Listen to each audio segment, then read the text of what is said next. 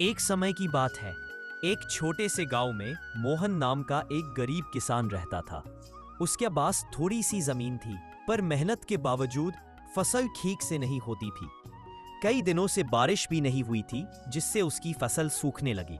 मोहन रोज सुबह शिवलिंग पर जल चढ़ाता और भोलेनाथ से बस इतना ही मांगता, हे महादेव, मुझे बस इतना दे दो कि मेरा परिवार भूखा ना सोए। एक दिन मोहन खेत में बैठा दुखी था कि अचानक उसके सामने एक साधु प्रकट हुए। साधु ने मुस्कुराते हुए कहा, बेटा, इतना चिंतित क्यों? मोहन ने अपनी सारी पीड़ा बताई। साधु ने कहा, तुम्हारी भक्ति सच्ची है, जाओ कल सुबह अपने खेत को देखना। इतना कहकर साधु अदृश्य हो गए। अगले दिन सुबह जब मोहन खेत पहुंचा तो उसने देखा कि उसकी सूखी जमीन हरी भरी हो चुकी थी। रात में हल्की बारिश भी हुई थी और फसल पर नई जान आ गई थी।